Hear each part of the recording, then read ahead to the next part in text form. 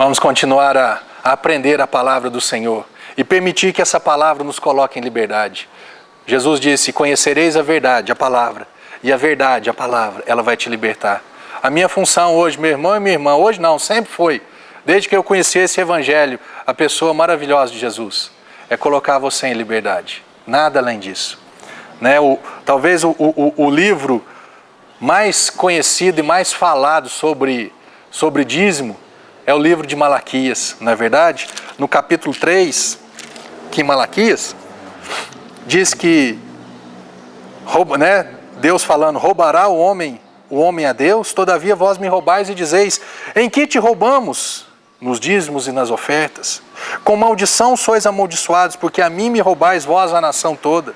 E aí aquele versículo 10, né, tão falado, tão pregado, eu já preguei muito sobre isso, enquanto eu era, né, refém da lei, não era livre na graça, eu pregava e falava: trazei todos os dízimos à casa do tesouro, para que haja mantimento na minha casa, e provai-me nisso, diz o Senhor dos Exércitos. Se eu não vos abrir as janelas do céu e não derramar sobre vós bênção sem medida, por vossa causa repreenderei o devorador.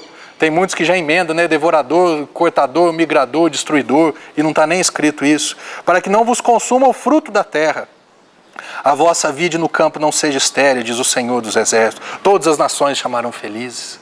Então, pastor, está escrito que eu não posso roubar Deus. Se eu roubar Deus, se eu não entregar o meu dízimo, eu estou roubando Deus. E Paulo fala que ladrão não entra no reino de Deus. Espera aí, isso daqui foi escrito em qual época? Antes ou no Antigo ou no Novo Testamento? No Antigo Testamento, né?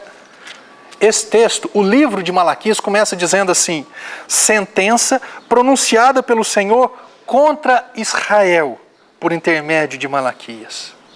Esse livro foi direcionado para quem? Para mim, que vivo no Novo Testamento, na graça e na verdade de Jesus, ou contra Israel? Para aquele tempo, para aquele povo, o povo de Israel, que vivia debaixo da lei? Você sabe a resposta, não é verdade? Pastor, mas e quanto à lei? A lei não vigora hoje ainda? Não, o que vigora, meu irmão, é o princípio de semear, o princípio de plantar. Será que a lei já passou? Olha o que está escrito aqui em Mateus, no capítulo 5. Olha o que está escrito. Veja se a lei já passou. Olha aqui, Mateus, no capítulo 5, falando sobre o que Jesus veio fazer. Olha aqui, não penseis, Jesus fala, não penseis, capítulo 5 de Mateus, versículo 17, não penseis que vim revogar a lei, ou os profetas. Eu não vim para revogar, eu vim para cumprir. Jesus veio para cumprir a lei. Jesus, ele veio para cumprir a lei, ele não veio para falar que a lei não presta. A lei até Jesus era boa. Por que a lei era interessante? Tem um versículo em Gálatas. Meu irmão, tenha paciência comigo a respeito da palavra. Deixa eu achar aqui para você. Em Gálatas, no capítulo 3, se eu não estiver enganado, diz assim, Gálatas capítulo 3, versículo 19. Qual, pois, a razão de ser da lei? Ela foi adicionada por causa das transgressões, até que viesse o descendente. O descendente já veio, está falando de quem? De Jesus. O descendente já veio, já. Agora não precisa mais de lei. Agora eu não vou viver mais debaixo de uma lei. Eu vou viver debaixo de uma graça, de uma verdade. Agora eu tenho uma nova aliança. A minha aliança não é feita mais através de sangue, de bode, de carneiro, de ovelha. A minha aliança com Deus, ela é feita através do sangue de Jesus. É o que eu falo, a mesma pessoa que exige o dízimo, que te cobra o dízimo, é a mesma pessoa que, se o filho for rebelde, ele não vai apedrejar. Que se ele pecar, seja ele, o filho, a esposa, qualquer um pecar, ele não vai... Sabe o que a lei dizia lá atrás? Se alguém pecar, existia o sacerdote, então contava o pecado para o sacerdote falava assim, esse pecado teu é pequeno. Então um par de rolinha, mata um par de rolinha, traz um par de rolinha para mim, que eu vou sacrificar a rolinha para cobrir o seu pecado, a sua transgressão. E o pecado está exterminado. Hoje existe isso ainda? Hoje não existe isso, hoje existe o perdão. Então por que existe o perdão? Hoje existe o perdão porque já não existe mais o sacrifício de animal. Hoje existe o batismo porque já não existe a circuncisão mais. E por que hoje existe ainda o dízimo? E não existe a oferta voluntária, a oferta liberal, segundo propôs no seu coração? Aí você pode estar aí se questionando, né? Mas pastor, Jesus falou, Jesus ele corroborou, ele ratificou, ele confirmou o dízimo. Aqui no capítulo 23 de Mateus, no versículo 23 mesmo, está escrito assim, Jesus falando: ai de vós, escribas e fariseus, hipócritas, porque dais o dízimo da hortelã, do endro e do cominho, e tendes negligenciado os preceitos mais importantes da lei, a justiça, a misericórdia e a fé. Devíeis porém, fazer essas coisas sem omitir aquelas. Então, pastor, Jesus está confirmando a respeito do dízimo. Eles não estavam errando em dizimar. Eles estavam errando em somente dizimar e não, praticar a justiça, a fé, a misericórdia. Deixa eu dizer algo para você. Tem muita gente que se engana que o Novo Testamento ele começou com o nascimento de Jesus. E o Novo Testamento, a nova aliança, ela começou quando? Quando Jesus morreu e ressuscitou. Até o tempo de Jesus, Jesus viveu debaixo da lei. Ele estava falando ali em Mateus 5:18, se eu não estiver enganado, que ele falou que ele veio para cumprir, ele falou assim, até que o tempo se cumpra, nenhum tio e nenhuma letra da lei vai ser tirada. Será que esse tempo já não cumpriu? Nós vivemos em qual ano mesmo, só para a gente recordar? 2011 depois de Cristo. 2011 anos depois que Jesus ressuscitou. Depois que Jesus nasceu, viveu, morreu e ressuscitou. Eu e você vivemos no tempo da graça. Pastor, mas tem mais um versículo, mais um texto.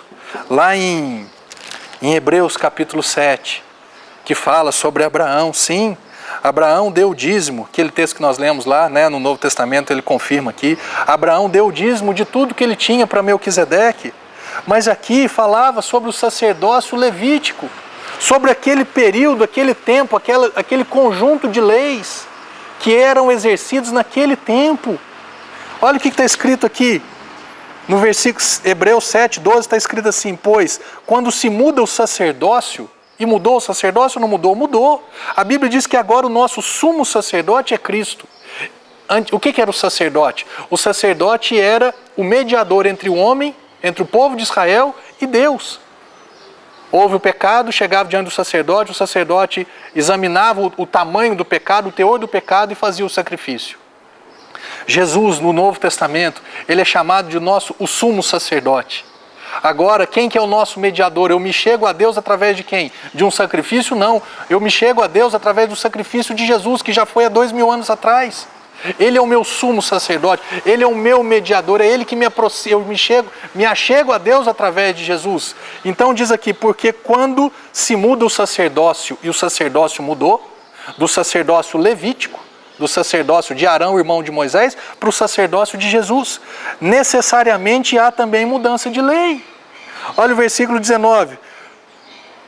Versículo 18, portanto, por um lado se revoga a anterior ordenança, por causa de sua fraqueza e inutilidade, falando sobre a lei, pois a lei nunca aperfeiçoou coisa alguma.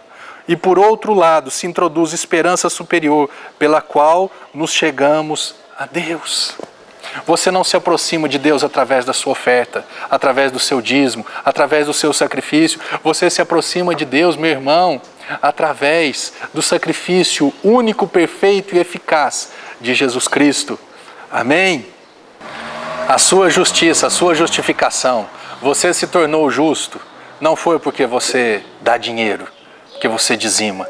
A sua justiça, você se tornou aceitável diante de Deus. A condenação não existe mais sobre a sua vida, não é porque você é um obediente praticante da palavra de Deus, é porque Jesus morreu no seu lugar e você aceitou isso. Quero ler um texto aqui, nós já estamos terminando, que diz assim, que Jesus falou uma parábola, ele contou assim, 2 homens, capítulo 18 de Lucas, 2 homens subiram ao templo com o propósito de orar, um fariseu, conhecedor da lei, guardador da lei, sabia tudo da lei, e outro publicano, talvez um comum igual você e a mim. O fariseu, posto em pé, orava de si mesmo para si mesmo dessa forma, ó Deus, graças te dou porque não sou como os demais homens, roubadores, injustos e adúlteros, nem ainda como esse publicano. Olha o que ele fazia. Jejuo 2 vezes por semana e dou o dízimo de tudo quanto ganho. Se justificando com o dízimo, se justificando com as suas obras. O publicano, estando em pé, longe, não ousava ainda levantar os olhos ao céu, mas batia no peito dizendo, ó Deus, sê propício a mim, pecador. que eu encontre graça, favor, misericórdia no Senhor. Olha o que Jesus disse. Digo-vos que esse desceu justificado para sua casa. Esse quem? O publicano, o que encontrou graça. Não o que era um praticante da lei. Não aquele. O que praticou a lei não desceu justificado. O que encontrou graça e favor de Deus. A Bíblia diz, esse desceu justificado. Porque todo o que se exalta será humilhado e o que se humilha será exaltado. Pastor, então me fala, como que eu devo fazer hoje? Qual que é o princípio, como que eu aplico o princípio do plantar e colher no Novo Testamento? Está escrito aqui, em 2 Coríntios, capítulo 9, versículo 7. Esse é o princípio que eu adotei para a minha vida. Esse é o princípio que você deve adotar para a sua vida. Paulo disse, cada um contribua segundo tiver proposto no coração. Eu não vou propor para você no seu coração. É você que vai se propor. Eu vou me propor a plantar tanto. Cada um contribua segundo tiver proposto no coração. Não tem valor, não tem porcentagem. Não com tristeza ou por necessidade, porque Deus ama quem dá com alegria. Você que é um dizimista fiel, quantas vezes você entregou o seu dízimo com alegria? Quantas vezes você fez por amor a Deus?